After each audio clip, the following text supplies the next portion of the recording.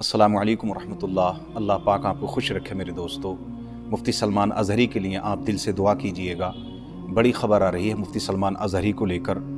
मुफ्ती सलमान अज़हरी को जूनागढ़ ले गई गुजरात पुलिस और जहां पर हज़रत को 2 दिन के ट्रांजिट रिमांड पर भेज दिया गया है। मेरे दोस्तों, मुफ्ती सलमान अज़हरी के जो वकील हैं मोहम्मद आरिफ सिद्दीकी साहब ने बताया है और उन्होंने संवाददाताओं को संबोधित करते हुए कहा कि उन्होंने मुफ्ती सलमान अज़हरी के ट्रांजिट रिमांड के लिए आवेदन किया था और हमने उसका विरोध किया और हमने ये भी कहा कि उसे अवैध रूप से हिरासत में लिया गया है, यानी कि मुफ्ती सलमान अज़हरी को।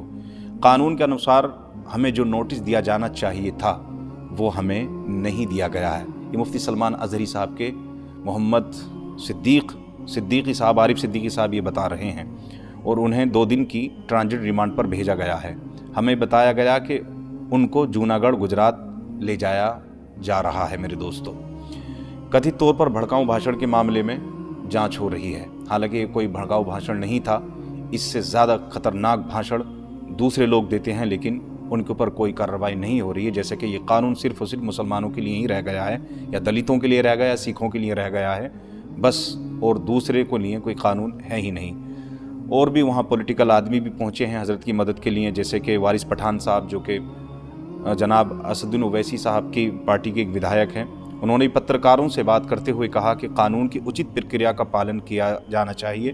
उन्हें धारा 41A के तहत नोटिस दिया जाना चाहिए। हमें कानून और व्यवस्था पर पूरा भरोसा है कि हमें न्याय मिलेगा।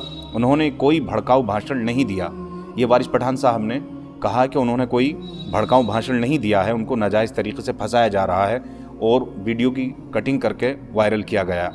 उन्होंने सभी स्पष्टीकरण दिए और जबकि वास्तविक नफरत भरे भाषण दिए जाते हैं तब सरकार कोई कार्रवाई क्यों नहीं करती। यानी कि मुफ्ती सलमान अज़हरी के एक अशार से तहलका मच गया है और कानून इतनी सख्त कार्रवाई कर रहा है तो दूसरे लोग, आप ट्विटर उठा के देख सकते हैं कि किस कदर भड़काऊ भाषण, मुसलमानों को जो है गालियाँ, इस्लाम को, रसूलुल्लाह सल्लल्लाहु अलैहि वसल्लम की शान में गुस्ताखियाँ जो आए दिन होते रहते हैं लेकिन उनके ऊपर कोई कार्रवाई नहीं होती है। जो कि मुफ्ती सलमान अज़हरी साहब के एक शेर जो कि उन्होंने किसी का नाम नहीं लिया है और उनके ख़िलाफ़ इतना बड़ा जो है मुकदमा दर्ज कर दिया गया है उनके ख़िलाफ़। तो मेरे दोस्तों, अल्लाह तबारक व तआला से दुआ है कि रब्बी क़दीर हज़रत की हिफाजत फरमाए। और देखिए जूनागढ़ के पुलिस जो है, पुलिस है वहाँ की, जो अधिकारी हैं वहाँ के थाने के, वो क्या कह रहे हैं उस वीडियो को भी आप पूरा देख लीजिए।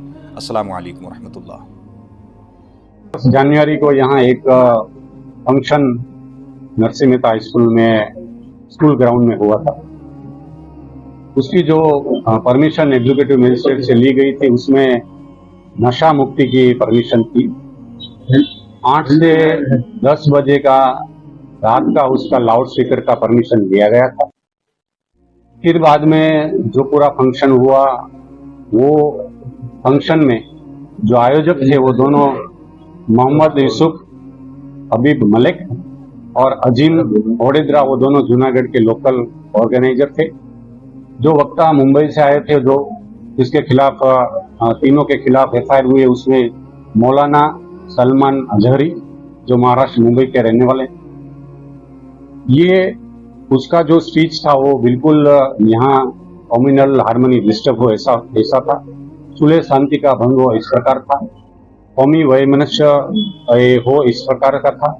इसलिए जो एक सोशल मीडिया में एक वीडियो वायरल हुआ, उसी के हिसाब से पुलिस ने उसमें बिल्कुल गंभीरता उसमें ली और जो ऑर्गेनाइजर थे वो और ये वक्ता तीनों के खिलाफ एफआईआर दर्ज की। उसमें आईपीसी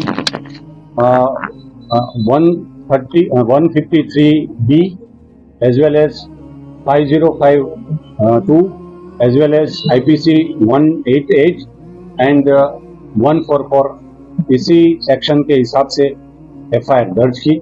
लोकल जो उसमें ऑर्गेनाइजर थे उसको इमीडिएट पुलिस ने राउंड अप करके जो लीगल प्रोसीजर करनी थी वो की। बाद में जो अक्यूज जो स्पीकर था वो महाराष्ट्र मुंबई के रहने वाला था। तो ये बिल्कुल सीरियस मैटर थी, इसलिए पूरे हमारे सीनियर ऑफिसर्स के साथ मीटिंग के बाद गुजरात एटीएस की टीम भी पूरी इस आरोपी के लिए टीम में काम कर रही थी।